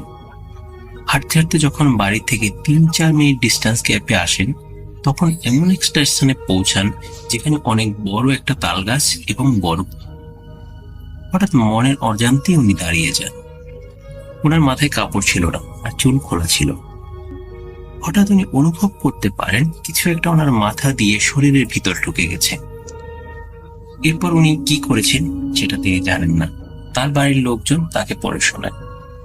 উনি বাড়িতে দৌড়ে চলে আসেন, এসে উঠানোর উপর পড়ে যান আর দাঁতে খিল লেগে যায়। এরপর উনি বেহুশ হয়ে যান। যখন ওনার হুঁশ ফিরে আসে তখন সবাই আশা করেছিলেন যে হুঁশ ফিরে আসলে মেবি সুস্থ হয়ে যাবেন, কিন্তু ফলাফল হলো তার উল্টো। উনি সবার সাথে চিৎকার চেঁচামেচি শুরু করেন, যে কাউকে প্রচন্ড জোরে আজে বাজে ভাষায় গালাগালি শুরু করেন। এভাবে অনেকদিন ধরে চলে তার অ্যাক্টিভিটিস। 2-1 কবিরাজ হুজুরকে ডেকে তদবির করানো হয়, কিন্তু কোনোভাবেই তার কোনো উন্নতি নেই। এরপর একজন অভিজ্ঞ তান্ত্রিককে ডাকা হয়, যিনি এইসব জিন এবং ভৌতিক বিষয় নিয়ে প্রচুর কাজ করেছেন। যথারীতি তান্ত্রিক তার কাজ শুরু করেন। সময় তখন রাত 10টা হবে। গ্রামে আসলে 10টা মানে গভীর রাত ধরা যায়। তান্ত্রিক কুলো, গামছা, আরো অনেক কিছু, ওরা ঠিক পরিষ্কার সবগুলো মনে নেই কি কি নিয়েছিলেন, এগুলো ওখানে রাখেন। এরপর গোলাম নবী ভাইয়ের আরো 2 ভাই আছেন, ওনাদের 2জনকে 2টা লাঠি দিয়ে দেওয়া হয়। এরপর শুরু করলেন তার তদবির। তান্ত্রিকের শর্ত ছিল আলো রাখা যাবে না, যতটুকু ন্যাচারাল লাইট থাকে ততটুকুই। সময়টা অমাবস্যা কিনা সেটা ঠিক জানা হয়নি, তবে কোনোভাবেই জিন হাজির করা যাচ্ছিল না। বাধ্য হয়ে চিকন লাঠি দিয়ে আঘাত করা শুরু করেন। এরপরে সে কথা বলতে শুরু করেন, ভয়ানক কণ্ঠে বলতে থাকে কিভাবে তার উপর পর করেছে। সে বলতে থাকে, তোরা জানিস না, নতুন বিয়ে করার পর কোনো মেয়ে মানুষ যদি খোলা মাথায় কোথাও ঘোরাঘুরি করে তার উপর আমরা পর করি, আর ও ঠিক এই কাজ করেছে, তাই আমি ওর উপর ভর করেছি। এরপর তাকে সরে যেতে বলা হয়। যথারীতি এখানে তাকে ফোর্স করা হয়, দোয়া কালাম করেও ছাড়তে বাধ্য করা হয়। তো যখন ধরে ঢুকানো হচ্ছিল বোতলে, তখন ভাবি বারবার বলছিল, আমাকে ছেড়ে দাও, আমি আর এখানে থাকবো না। যখন বোতলটির মধ্যে ওটা ঢুকানো হয়, এরপর উনি আস্তে মাটিতে পড়ে যান। আমি নিজে দেখেছি সেই দৃশ্য। ভিতরে একটা ধোয়ার কুণ্ডলীর মতো ঘুরছিল। এরপর সবাই চোখে মুখে পানির ছিটা দেন। কিছুক্ষণ পরে উনি জেগে ওঠেন। তান্ত্রিক বলেন, এই বোতল মাটিতে ঢুকিয়ে ফেলবো কিংবা পানিতে ভাসিয়ে দেব। একবার ভাবুন, পানিতে একটা খালি কাচের বোতল ভেসে যাচ্ছে, মুখটা ছিপে দিয়ে আটকান। আপনি বা কোনো ছোট ছেলে মেয়েরা কিউরিসিটির জন্য বোতলের মুখটা খুলে দিন, কি অবস্থা হবে তখন? কয়েকদিন পরে ঘটে আর এক ঘটনা। বাগানের ভিতর সবাই খেলা করছিল, যেখানে আমার ভাতিজিও খেলছিল। খেলাধুলার এক পর্যায়ে হয় না একটু ফান করে গিয়ে কাউকে ধাক্কা দিয়ে ফেলে দেয়, এরকম ওদের একজন খেলার সাথে আমার ভাইয়ের মেয়েকে ধাক্কা দিয়ে ফেলে দেয়। যে ফেলে দেয় সে কিন্তু অনেক বড় আর ও ছোট। আমার চোখের সামনে হঠাৎ দেখি ও চোখ মুখ লাল করে রেগে ওই ছেলেকে এমন জোরে মাটিতে চেপে ধরেছে, ওর দম যেন বন্ধ হয়ে যাচ্ছে। আমরা সবাই হতভম্ব হয়ে তাকিয়ে আছি, এত শক্তিশালী একটা ছেলেকে কিভাবে এমন ভাবে মাটিতে চেপে ধরে রেখেছে। এরপর সে ছুটে গিয়ে একটা ঘাস কাটা কাঁচি দিয়ে দৌড়ে পাশের বাড়ির মাঠে চলে গেল, যেখানে প্রচুর ঘাস ছিল। আমরাও গেলাম ওর পিছনে দৌড়ে। দেখলাম ও ঘাসের দিকে না তাকিয়ে আমাদের দিকে তাকিয়ে কটমট করছে, আর শুধু ঘাস কেটেই যাচ্ছে, আর জন্তু জানোয়ারের মতো শব্দ করছে। এমন মনে হচ্ছে যে ও ঘাস কাটছে নাকি হাত কেটে ফেলবে, কিছু বোঝা যাচ্ছে না। হাতে ওইরকম একটা ধারালো জিনিস, আমরা কাছে যেতে প্রচন্ড ভয় পাচ্ছিলাম। এরপর ওকে কোনোভাবে সেভ করতে হবে, তাই আমরা সবাই একত্র হয়ে ওকে কোনোভাবে ধরে ওই কাঁচিটি সরিয়ে ফেলি। আমরা এতগুলো মানুষ, আমাদের মনে হচ্ছে কোনো বাচ্চা মেয়ে নয়, বিরাট কোনো জঙ্গলি প্রাণীর সাথে যুদ্ধ করছি। এরপর ওকে আমরা 7-8 জন মিলে বাড়িতে নিয়ে আসি। আমরা দোয়া কালাম করে চেষ্টা করছিলাম কিছু সমাধান করা যায়। এরপর আমরা একজনের পরামর্শ মতো চেষ্টা করলাম পেঁয়াজ, শুকনো মরিচ, হলুদ, তৈল এগুলো পুড়িয়ে সমাধান করার, কিন্তু কোনোভাবেই সমাধান হচ্ছে না। এদিন আমাদের ওই বাড়িতে আমাদের ভাইয়ের শ্বশুর উপস্থিত ছিলেন, কারণ ওখানে একটা প্রোগ্রাম ছিল ঈদে।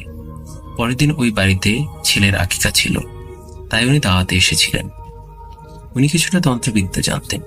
উনি যেভাবে বললেন বোতল নিয়ে আসতে, বোতল হচ্ছে গরুর তেল, ওটা নিয়ে আসা হলো। উনি ওই মেয়ের মাথায় হাত দিয়ে ধরে নাকে ওই তেলটা দিতেই মনে হলো ওর মাছ থেকে কিছু একটা চলে গেছে, এবং মনে হলো ওর সাথে সাথে ঘুমিয়ে গেল। উনি বললেন ওর সাথে যে জিনটা ছিল সে হিন্দু জিন ছিল, যার কাছে গরুর তেল কোনোভাবেই সহনীয় নয়, তাই ও চলে যেতে বাধ্য হয়েছে। ওকে ঘরের ভিতরে নিয়ে যাওয়া হলো। একটু পর আমরা যখন ওখান থেকে উঠে সবাই মাঠের দিকে যাচ্ছিলাম, হঠাৎ দেখতে পেলাম বিশাল মোটা এবং কাঁচা আম গাছের ডাল বিকট ভেঙে পড়েছে গরুর ঘরের উপর। আমরা ভয়ে বাড়ির দিকে দৌড়ে চলে আসলাম। যখন সন্ধ্যা নামলো, আমাদের সবার মাঝে আরো ভয় বাড়তে লাগলো, কারণ সে আমার ভাতিজির মধ্যে থেকে বের হয়ে ক্ষান্ত হয়নি, নানা রকম ঝামেলা করেই যাচ্ছে। চারিদিকে তখন শুনশান নীরবতা। হঠাৎ আম গাছের ওখান থেকে পিস পিস শব্দ ভেসে আসে। তোরা আমাকে সরিয়ে দিয়েছিস, দেখেছিস আমার শক্তি, আমি ছাড়বো না, আমি দেখে নিব। ওর সাথে আমার বিয়ে দিলি না বলে তোর ছেলের ঘাড় চেপে ধরেছিলাম, দেখেছিস? যদি আমাকে ওর সাথে বিয়ে না দিস তোদের আরো শাস্তি পেতে হবে। এরপর চলে আসে চারিদিকে শুনশান নীরবতা। পার হয়ে যায় অনেক দিন, কেউ কোনো সমস্যা ফিল করেন। এরপর সবাই এখনো ভয়ের মাঝে থাকে। যদি আবার ফিরে আসে ওটা, দুটি দিন এক কিনা তার কোনো প্রমাণ পাওয়া যায়নি এখন পর্যন্ত। প্রিয় রাসেল ভাই এবং লিসেনার, এই ছিল আমার ঘটনা।